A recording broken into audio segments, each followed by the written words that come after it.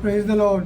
प्रभु का धन्यवाद हो कि वो बार बार हमें मौका देता है कि हम उसकी सभा में आ सकें, उसकी नज़दीकी में आ सकें, उसकी हजूरी में आ सकें। और प्रभु का शुक्र करते हैं कि एक बार फिर से उसने हमें ये मौका दिया कि हम उसकी सभा में आ सकें, ताकि उसके वचन से, उसके कलाम से जान सकें कि आज प्रभु हमें क्या दिया चाहता है। क्योंकि वो हमेशा यही चाहता है कि सारे इंसान जो है वो तौबा करें और बचाए जाए, और वो नहीं चाहता कि कोई भी उसका बेटा या बेटी नाश हो। तो इसलिए आज हम देखें कि प्रभु अपने वचन से क्या जाता है। हम परमेश्वर के वचन में चलेंगे और आज की सभा में आप सबका फिर से स्वागत है। प्रभु आप सबको बहुतायत से आशीष दे। मैं आपके सामने पढ़ूंगा रोमियो की पत्री, उसका 3रा बाब और उसकी 22वीं आयत से लेकर 25वीं आयत तक। रोमियो 3 और उसका 22 से 5। और यहाँ पर खुदा का कलाम हमको बताता है कि परमेश्वर की वह धार्मिकता जो मसीह पर विश्वास करने इसे सब विश्वास करने वालों के लिए है, क्योंकि कुछ भेद नहीं, इसलिए कि सब ने पाप किया और परमेश्वर की महिमा से रहित है, परंतु उसके अनुग्रह से उस छुटकारे के द्वारा जो यीशु मसीह में है सेत में धर्मी ठहराए जाते हैं, यानी मुफ्त में धर्मी ठहराए जाते हैं। उसे परमेश्वर ने उसके लहू के कारण ऐसा प्रायश्चित ठहराया है जो विश्वास करने से कार्यकारी होता है, कि जो पाप पहले किए गए जिन पर परमेश्वर ने अपनी सहनशीलता के कारण ध्यान नहीं दिया, उनके विषय वो अपनी धार्मिकता को प्रकट करे। पर खुदा अपने कलाम के पढ़े और सुने जाने पर आशीष दे।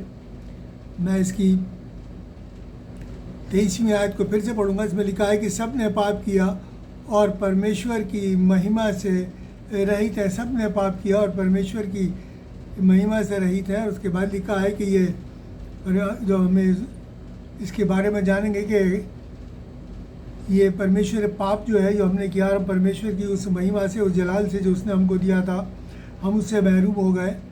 और किस तरीके से हम जो है उस तमाम जो जलाल को जो खुदा ने हमको दिया था, महिमा हमको दी थी, हम उसको पा सकते हैं। उसका सबसे अच्छा तरीका है कि पाप का अंगीकार, पापों को मान लेना, या कन्फेशन ऑफ सिन ये है। और ये हमारे उद्धार के लिए, हमारी निजात के लिए बहुत ज़रूरी है। क्योंकि बहुत से लोग आज तक, कई बार मेरी बात होती है, वो आज तक वो कहते हैं कि हमने तो कोई पाप ही नहीं किया, हम तो पापी हैं ही नहीं, हमने तो पाप ही नहीं किया। और ऐसा कह के वो अपने आप को उस निजात से दूर रखे हुए हैं। और यही हम देखेंगे कि क्या कन्फेशन ऑफ सिन या पाप का अंगीकार, पाप को मान लेना क्या है। क्योंकि जैसा कि हमने अभी पढ़ा कि सब ने पाप किया और परमेश्वर की महिमा से रहित है। और मैं आपके सामने पढ़ूंगा 1 यूहन्ना उसका 1 बाब और 8 से 10 आयत। 1 यूहन्ना उसका 1 बाब और उसकी 8 से 10वीं आयत तक। यहाँ पर क्या लिखा है? यहाँ लिखा है, यदि हम कहें कि हम में कुछ भी पाप नहीं तो अपने आप को धोखा देते हैं और हम में सत्य नहीं, यानी हम में सच्चाई नहीं। यदि हम अपने पापों को मान लें तो प्रभु हमारे पापों को क्षमा करने और हमें सब अधर्म से शुद्ध करने में विश्वास योग्य है। यदि हम कहें कि हमने पाप नहीं किया तो प्रभु को झूठा ठहराते हैं और उसका वचन हम में नहीं। ये खुदा का कलाम है।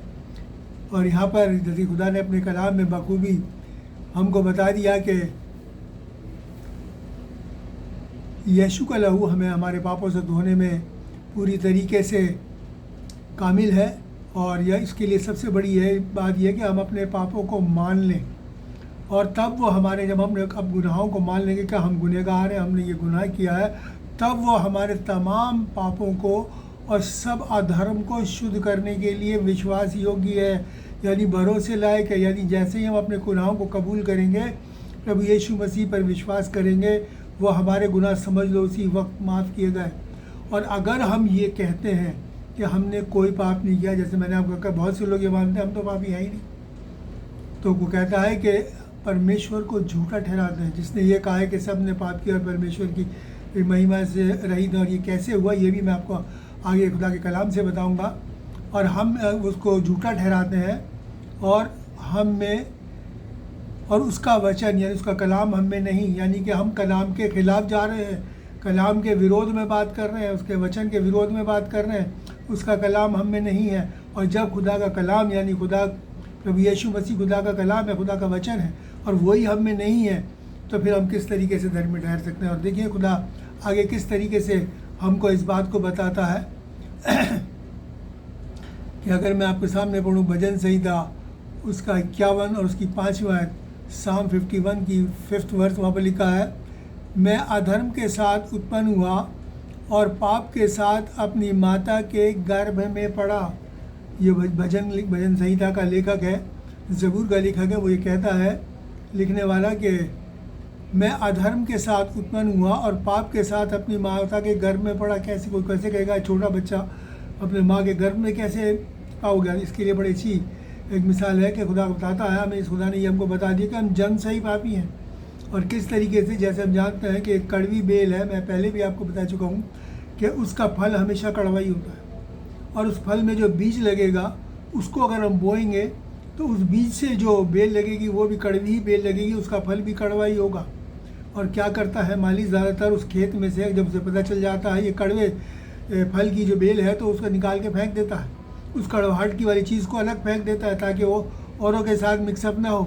और इसी तरीके से हमारा स्वभाव भी आदम से के बाद से मनुष्य के पाप जो है, मनुष्य के स्वभाव में आदम ने पाप किया और वो पाप की कड़वाहट हमारे अंदर आ गई और हम उसकी महिमा से, उसके जलाल से महरूम हो गए, रहित हो गए, उसकी महिमा से रहित हो गए और हमने उसे खो दिया।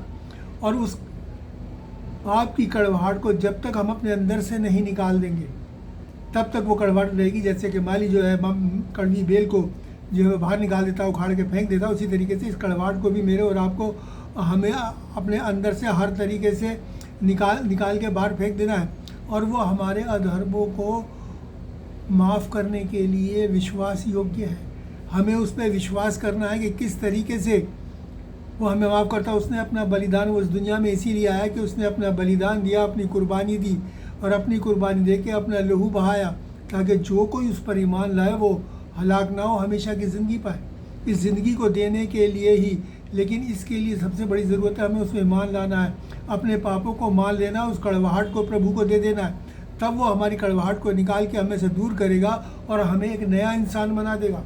और फिर वो हमारे अंदर वो कड़वाहट नहीं रहेगी, हम वो कड़वे फल के बेल के जो फल नहीं रहेंगे, बल्कि हमारी जो कड़वाहट जो आदम से चली आ रही है वो प्रभु यीशु मसीह पर विश्वास करने से अलग होगी। इसीलिए रोमियो की पत्री में लिखा है, उसमें लिखा है कि तुम में मसीह का मन है। जब ये कड़वाहट हम में से निकल जाती है तो खुदावंद यीशु मसीह का मन यानी उसके विचार, उसकी कल्पनाएँ, उसके ख्यालात हमारे अंदर आ जाते हैं, उसका कलाम हमारे अंदर आ जाता है और वो कड़वाहट जो है ख़त्म हो जाती है। इसलिए सबसे बड़ी ज़रूरी है कि हमें पापों को अपने मान लेना है। और इस कन्फेशन ऑफ सिन के लिए, अपने पापों को मानने के लिए हमें क्या करना और कैसे करना है, ये भी हम कलाम के अंदर आगे हम देखेंगे, ताकि हम इस चीज़ का अच्छी तरीके से जान लें कि हमें ये मानना है कि हमें पाप है। और इसके लिए सबसे ज़रूरी बात यह है कि हमको मानना है कि हम पापी हैं, और हम ये मानने के बाद ही हमारी आगे जो निजात की जो आगे जो प्रक्रिया है वो शुरू होती है, निजात का काम शुरू होता है। पहले हमें प्रभु यीशु में विश्वास करके ये मानना है कि हम पापी हैं।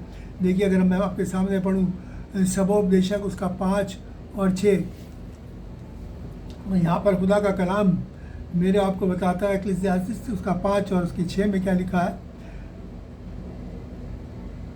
यहाँ पर लिखा है कि कोई वचन कहकर अपने आप को ना फंसाना, ना ईश्वर के दूत के सामने कहना कि यह भूल से हुआ। परमेश्वर क्यों तेरा बोल सुनकर अप्रसन्न हो यानी नाखुश हो और तेरे कामों, तेरे हाथ के कामों को नष्ट करे, नाश करे, बर्बाद करे। यानी कि परमेश्वर के दूत के सामने, यानी परमेश्वर के सामने हमें ये नहीं कहना कि ये भूल से हो रहा, हमारी गलती नहीं, तो ऐसे हो गया, परिस्थितियाँ ऐसी थी, हमारी सिचुएशन ऐसी थी। कोई हमें किसी किस्म की एक्सक्यूज़ेस नहीं पेश करनी है। जो हमने किया है उसे हमें मान लेना है, चाहे कितनी भी परिस्थितियाँ विपरीत क्यों ना हो, कितनी भी उल्टी हमारी स्थिति क्यों ना हो, हमें उसकी कोई एक्सक्यूज़ नहीं देनी। सबसे बड़ी बात कि खुदा के सामने जो हमसे हुआ है उसे मान लेना, और इस मान लेने में ही हमारी भलाई है और हमें क्षमा मिलती है। और ऐसा अगर हम ऐसा नहीं करते, जैसे कि अभी हमने पढ़ा कि ऐसा ना करने वाला खुदा को नाखुश करता है, अप्रसन्न करता है, और वो कहता है कि तुम्हारा ये बातें सुन गए खुदा क्यों तेरे कामों को यानी तेरी ज़िंदगी को बर्बाद करे, तेरे कामों को नाश करे, तुझे ज़िंदगी में कभी तरक्की नहीं मिलेगी, क्योंकि तू अपने आप को यूँ कहता है कि मैंने पाप किया ही नहीं। इसलिए हमेशा हम सबसे पहली काम हमें जो करना है वो यही कि अपने अपराधों को, अपने पापों को खुदा के सामने, प्रभु यीशु मसीह के सामने, प्रभु यीशु मसीह पर ईमान रख के मान लेना। और देखिए खुदा का कलाम किस तरीके से हमें इसी बात को समझाता आगे। अगर मैं आपके सामने पढ़ूँ नीति वचन 28 की 13 प्रभाव उसकी 28 और 13, यहाँ पर लिखा है कि जो अपने अपराध को छिपा रखता है उसका कार्य सफल यानी कामयाब नहीं होता, सफल नहीं होता, परंतु जो उनको मान लेता और छोड़ भी देता है उस पर दया की जाएगी। यानी कि जो अपने पापों को, अपने अपराधों को, अपने गुनाहों को उसमें क्या रखता है, छिपा रखता है, यानी कि परमेश्वर के सामने नहीं उंडेलता, अपनी कड़वाहट को अपने अंदर रखता है, तो फिर वो किस तरीके से एक अच्छा फल बन सकता है। फिर वो कड़वा ही फल रहेगा, क्योंकि उसने अपनी कड़वाहट को निकाला नहीं। और लिखा है कि ऐसे आदमी का, ऐसे इंसान का जो काम है वो कभी भी कामयाब नहीं होता, किसी भी काम में सफल नहीं होता, क्योंकि उसमें लिखा है और जो मान लेता और छोड़ देता, यानी हमें मानना है और उसको साथ साथ उस बुराई से दूर रहना है, उसे छोड़ भी देना है। ये नहीं कि मान लिया, सब कुछ कर लिया, उसके बाद फिर उन्हीं कामों में लग गए, नहीं। तो इसलिए हमें उन कड़वाहट में फिर से नहीं आना, छोड़ तब हम पर दया की जाएगी, यानी हमारे गुनाह माफ़ किए जाएंगे। वो विश्वास योग्य है, हमको संभालेगा और हम उस नजात के बानी बन जाएंगे, उस नजात के हकदार बन जाएंगे। और देखिए भजन संहिता साम 103 की 13 वर्ष में खुदा का कलाम हमें और क्या बताता है, जैसे पिता अपने भय डर मानने वालों पर दया करता है, वैसे ही जैसे पिता अपने बाल बच्चों पर दया करता है, वैसे ही परमेश्वर अपने से डरने वालों पर दया करता है। यानी कि जो उससे डरते हैं, उसका भय मानते हैं, उसके वो कलाम के मुताबिक करते हैं, अपने अपराधों को मान लेते हैं और परमेश्वर के सम्मुख नम्रता और दीनता के साथ, हलीमी के साथ खुदा की हजूरी में आते हैं, तो कहता है जैसे वो हम उसके बेटे और बेटियाँ हैं। और वो अपने बेटे और बेटियों को मरने नहीं देना चाहता। लेकिन जब हम दूसरे पाले में चल जाएंगे शैतान के, तो फिर हम उसके बेटे बेटिकार हैं, फिर तो शैतान हलाक होगा तो हम भी हलाक होंगे। इसलिए अगर हम उसके पास आते हैं और अपने गुनाहों की माफ़ी मांगते हैं, उन्हें छोड़ देते हैं, तो वो अपने बच्चों पर दया करता है, रहम करता है अपने बच्चों पर, उनके गुनाहों को माफ़ करता है। ये खुदा का कलाम है और हमें नाश होने से बचा लेता है, क्योंकि वह नहीं चाहता कि कोई भी नाश हो। इसी तरीके से देखिए खुदा का कलाम जो भजन संहिता का लेखक है, जो साम का लिखने वाला है, वो क्या कहता है, भजन संहिता 32 और उसके 5वीं आयत में देखिए क्या कहता है। भजन संहिता 32 और उसकी 5 में लिखा है, जब मैंने अपने पाप तुझ पर प्रकट किया और अपना अधर्म ना छुपाया और कहा मैं परमेश्वर के सामने अपने अपराधों को यानी अपने गुनाहों को मान लूँगा, तब तूने मेरे अधर्म और मेरे पाप को क्षमा कर दिया। जब मैंने अपना पाप तुझ पर प्रकट किया और अपना अधर्म ना छिपाया, अपने गुनाहों को मान लिया और सब बातें तेरे सामने उंडेल दी। इसीलिए विलाप गीत के अंदर लिखा है कि तू अपने आप को धार के नहीं उंडेल दे मेरे सामने, जो कुछ तेरे अंदर है बुरा है भला वो अपने मेरे सामने रख दे, मैं उसको तेरे साथ माफ़ करूँगा, तेरे गुनाहों को माफ़ करूँगा, कुछ भी मत छुपा रख। सारी कड़वाहट ऐसा परमेश्वर कहाँ मिलेगा जो हमसे गुनाहों को लेता है और हमें रास्तबाजी और धार्मिकता को देता है, कहीं नहीं मिलेगा, केवल प्रभु यीशु मसीह। और वो कहता है कि जब मैंने ऐसा किया, भजन का लेखक कहता है जब मैंने ऐसा किया तब, और मैंने कहा कि मैं अपने अपराधों को मान लूँगा, उसने मान लिया। लिखा कि तूने मेरे अधर्म और पाप को क्षमा कर दिया, यानी माफ़ कर दिया, तूने मेरे पापों को माफ़ कर दिया। और जैसे मैंने आपको कहा कि अब इस काम को अंजाम देते हैं अपनी ज़िंदगी के अंदर, जैसे ही वैसे ही खुदा बाप हमारे सारे पापों को, गुनाहों को खुदा यीशु मसीह के वसीले से माफ़ कर देता है। सब माफ़ हो जाते हैं मेरे और आपके सारे अधर्म, और इसके और हमें क्या होता है, अपनी धार्मिकता से परिपूर्ण करता है। जैसे कि अभी हमने पहले पढ़ा कि वो हमें अपनी धार्मिकता से परिपूर्ण करता है, किसी और की धार्मिकता नहीं, अपनी धार्मिकता हमको देता है। बहुत बड़ी बात है कि हम ईश्वर की धार्मिकता को प्राप्त करते हैं। प्रभु यीशु मसीह इसीलिए आया कि हमें धर्मी बनाने के लिए आया, ताकि हमारे अधर्मों को ले ले और आप अपनी धार्मिकता मेरे और आपको दे के हमें शुद्ध एक अच्छा फल देने वाला बने। तो इसीलिए वो कहता है तुम बहुत सा फल लाओ, और इसीलिए वह अच्छी दाखलता की जो है वो फल वो चाहता है, अच्छी बेल बनाना चाहता है हमको, ताकि हम एक अच्छा फलदायक, ऐसा फलदायक वृक्ष बने जो लोगों के लिए फ़ायदेमंद हो और लोग भी इसको देखें और खुदा यीशु मसीह के नज़दीक आएँ। और इसी तरीके से खुदा ने इस दुनिया में आके प्रभु यीशु मसीह ने मेरे और आपके लिए मुक्ति का यानी नजात का रास्ता खोल दिया। लेकिन इसके लिए ज़रूरी है कि हम उस पर ईमान लाएँ और अपने अपराधों को मानें। और देखिए पहला यूहन्ना उसका 2 बाब और 1 और 2, पहला यूहन्ना उसका 2 बाब और उसकी 1 और 2 में क्या लिखा है? लिखा है कि हे बालकों, हे बच्चों, मैं ये बातें तुम्हें इसलिए लिखता हूँ कि तुम पाप ना करो। अगर कोई पाप करे तो पिता के पास ऐसा सहायक यानी मददगार है, अर्थात धर्मी यीशु मसीह। वे हमारे पापों का प्रायश्चित और हमारे ही नहीं केवल सारे जगत संसार के पापों का भी, कि यदि हम उसकी आज्ञाओं को मानेंगे तो इससे हम जान लेंगे कि हम उसे जान गए हैं। यानी कि अगर कोई गुनाह करता है, ये खुदा के कलाम में लिखा है, खुदा ने बताया है मेरे आपको, तो हमारे पास एक सहायक, एक हेल्पर है, एक ऐसा सहायक है जो हमारे गुनाहों को माफ़ करता है।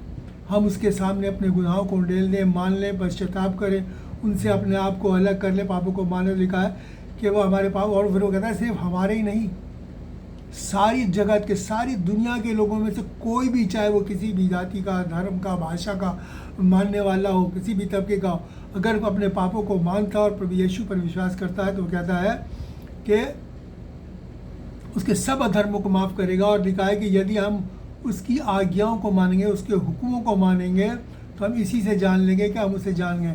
क्योंकि जिसने अपने पापों को मान लिया और उन्हें छोड़ दिया, फिर वो कुछ और नहीं करेगा, केवल जो कलाम में लिखा है, जो प्रभु ने कहा है, केवल उसी की बात को मानेगा और उसी को अपने दिल में हमेशा बसाए रहेगा। इसीलिए यूहन्ना 3:16 बहुत अच्छी आयत है, गोल्डन वर्ड, जिसमें लिखा है कि परमेश्वर ने संसार से ऐसा प्रेम किया कि उसने अपना इकलौता पुत्र यानी प्रभु यीशु मसीह हमको दे दिया, ताकि जो कोई उस पर ईमान लाए वो नाश ना हो, हलाक ना हो, बल्कि हमेशा की ज़िंदगी पाए, अनंत जीवन पाए।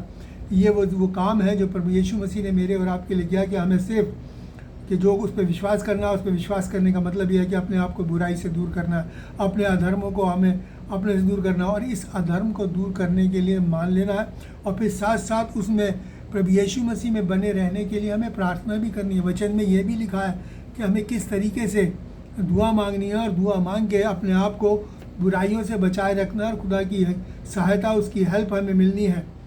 अगर हम भजन संहिता 25:11 पढ़ें तो यहाँ लिखा है कि हे परमेश्वर, अपने नाम के निमित्त मेरे अधर्मों को जो बहुत है क्षमा कर।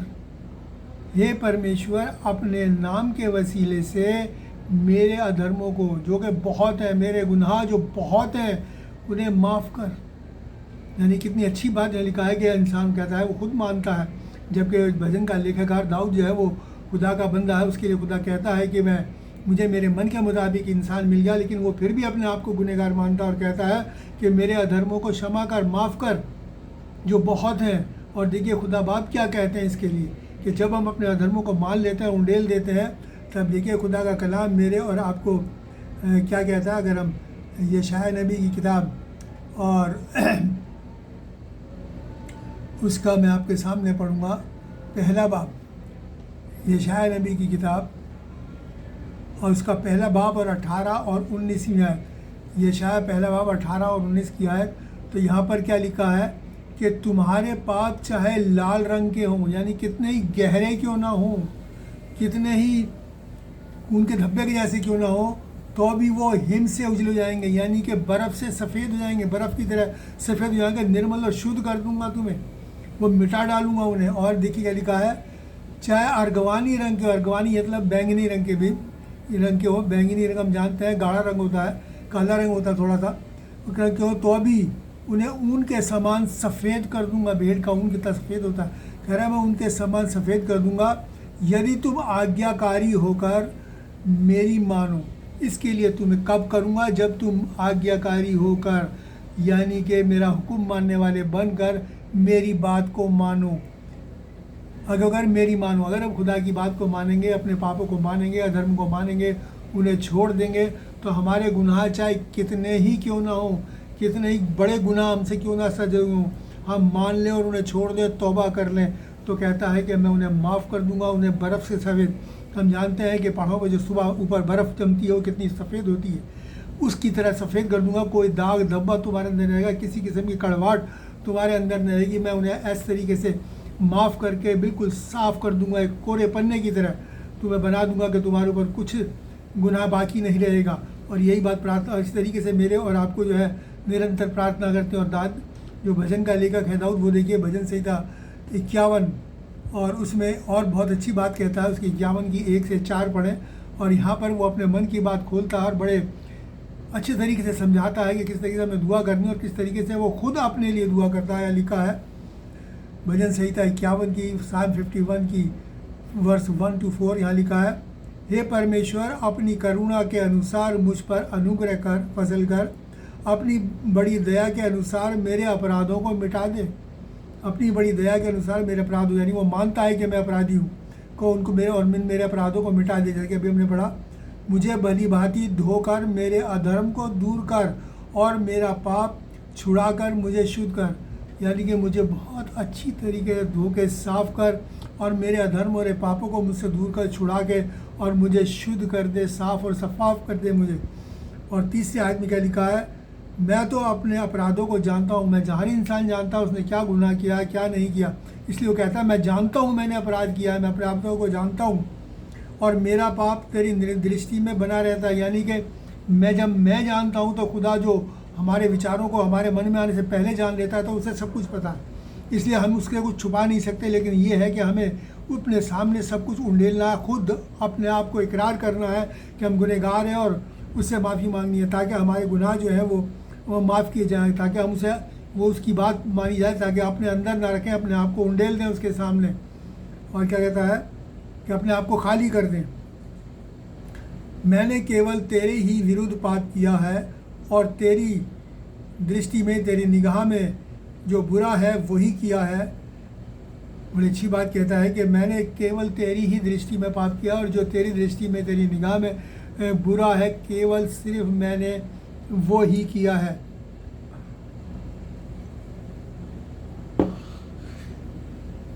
मैं आपको बता दूं, इंसान जो भी गुनाह करता आया, आदम से लेकर आज तक, वो ये करता आया है कि उसने खुदावन की हुक्म को नहीं माना, उसकी आज्ञाओं को नहीं माना, उसकी आज्ञा को विरोध काम किया। और यही पाप इंसान आज तक करता चला आ रहा है।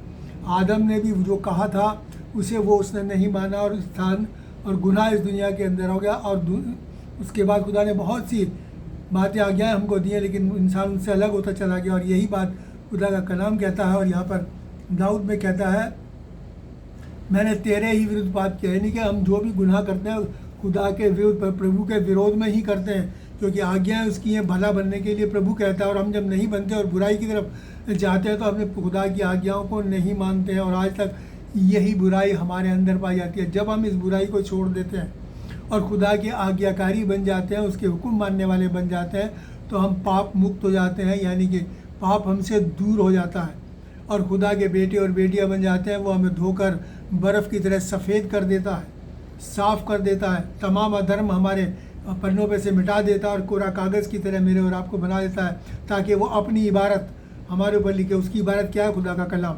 वो हमारे हृदयों पे लिखे और हमारे हृदयों पे लिखे और हम उसके मुताबिक ही अपनी ज़िंदगी को बिताने वाले बन सकें। अब मैं कलाम में से आपके सामने 2 एग्जाम्पल दूंगा, 2 उदाहरण आपके सामने रखूँगा कि किस तरीके से दुआ मांगनी और किस तरीके से गुनाहों को मानने के बाद इंसान को परमेश्वर जो है वो धर्मी ठहराता है। मैं आपके सामने पढ़ूँगा लूका की इंजील, उसका 18 बाब और उसकी 10 से 14। लूका 18 बाब उसकी 10 से 14। यहाँ पर 2 लोगों का जिक्र है, एक फरीसी का और एक चुंगी लेने वाले पापी व्यक्ति का जिक्र है। फरीसी वो है जो उन वक्तों के धार्मिक, जो ऊंची लोग थे, उनका वो माना जाता था, एक ऊंचे तबके का लोग था, बड़े धार्मिक लोग माने जाते थे।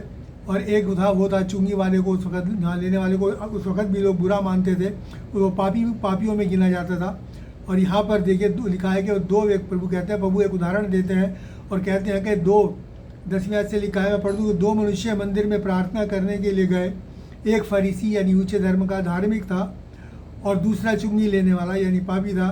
फरीसी जो धार्मिक व्यक्ति था अपने मन में यो प्रार्थना करने लगा, हे परमेश्वर, मैं तेरा धन्यवाद करता हूँ, मैं दूसरे के सामान अंधेर करने वाला नहीं, अन्यायी नहीं, जुल्म करने वाला नहीं, व्यभिचारी नहीं, जिनाकार नहीं है। मतलब मैं चुंगी लेने वाले के उस जो बराबर में खड़ा उसके समान हूँ, और सप्ताह में 2 बार उपवास रखता हूँ। मैं अपनी सब कमाई का 10वां अंश भी देता हूँ। यानी खुदा के सामने अपने गुनाहों को नहीं मान रहा, अपनी धार्मिकता को रख रहा है। और जबकि खुदा का कलाम ये कहता है कि तुम्हारे धर्म के काम ऐसे हैं जैसे मैले चिथड़े। यानी कि हम खुदा के सामने अगर अपनी धार्मिकता को दिखाएं तो इस तरीके से हो गया जैसे कि सूरज को दिया दिखाना, कि वो आके अपनी धार्मिकता को परमेश्वर को दिखाता है, अपनी बड़ाई करता है, जैसे कि मैं बहुत अच्छा है, वो जो बराबर में उससे ही बहुत अच्छा है, मेरे से अच्छा कोई नहीं। वो अपने आप को पापी मानने को तैयार नहीं है। और देखिए दूसरे व्यक्ति का लिखा है, परंतु चुंगी वाले ने दूर खड़े होकर स्वर्ग की ओर आंख उठाना भी नहीं चाहा।